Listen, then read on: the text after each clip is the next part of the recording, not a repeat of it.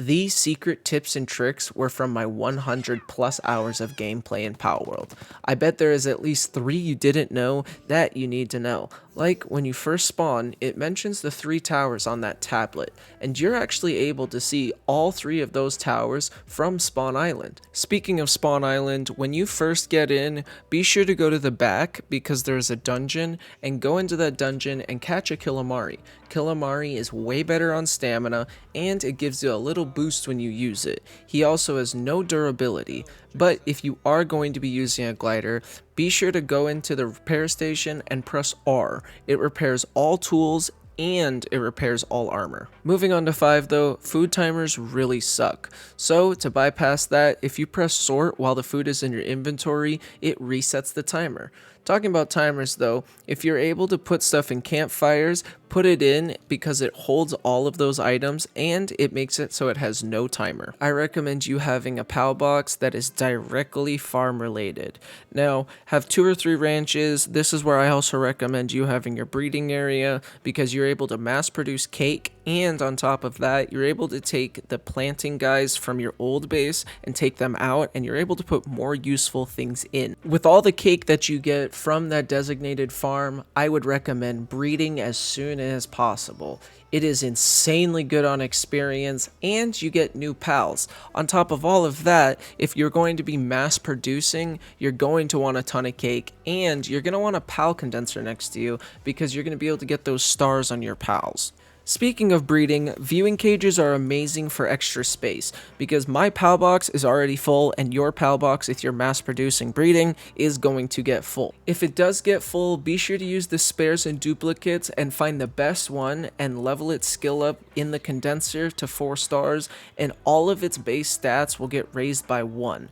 Moving on to 12, be sure to put 1 big box in the middle or a ton of little boxes at every workplace. The little ones help to have them not walk as far, but for like instance my metal base, I wanted to have 1 big area where everything was going to be, so I just put 1 massive storage crate and all of it goes right to there. But if you do want better work speed, be sure to use salad. It gives a slight boost in work speed and it has good nutrition and okay sanity. For only being 2 lettuce and 2 tomatoes, that is a really big boost. Speaking of a big boost, you're able to find an item called the elizabee relatively early, and it's really good for early game and mid game, but especially it's good because it doesn't take anything to repair. I personally only use it for an axe at this point, but it's an axe that I never need to use items to repair, which is really good. Moving on to number 15, and it's actually use your spear as an axe. There's no reason to carry an axe and a weapon around. You might as well just carry the spear. 1, because it's less weight, and 2, at the end of the day, you're able to kill things with the spear, do more damage than the axe, and you're able to farm wood.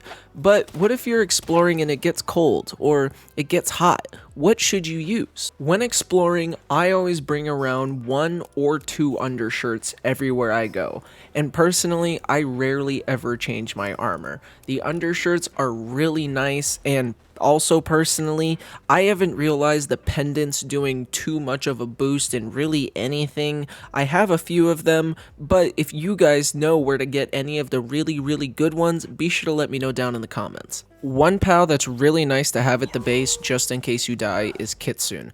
Now, when you die, you usually lose all of your stuff. I don't have it like that because I don't really like playing like that, but a lot of people do. So I would recommend having a Kitsune at the base that's always ready, because if you die in a cold area, he's there for you. If you die in a hot area, he's there for you. He can get you there without taking any damage from the climate. Speaking of riding Kitsune into a dungeon, number 18 is do dungeons for more knowledge points. You may have a lot in the beginning, but you will run out. If you're coming back from that dungeon and you're super high in the air, be sure to hop off your pal and use your glider. And if you have a Killamari, you're going to be going for a while. Just like knowledge points, you're going to need a lot of pal fluid.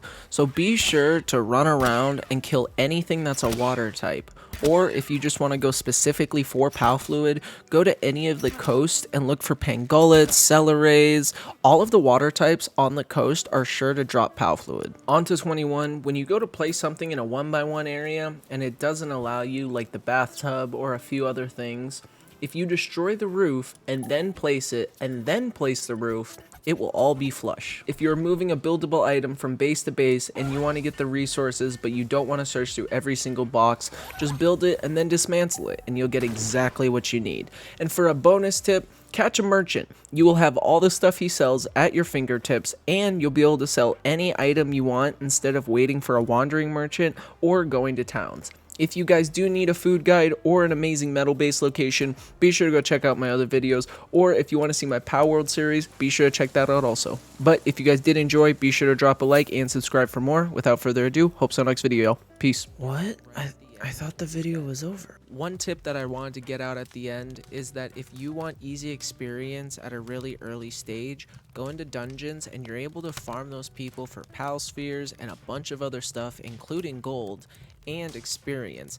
And if you just keep running across the caves, you're able to make them respawn. And if you want the boss to respawn, you're able to actually run across. And sometimes I've gotten it to respawn, not every single time though.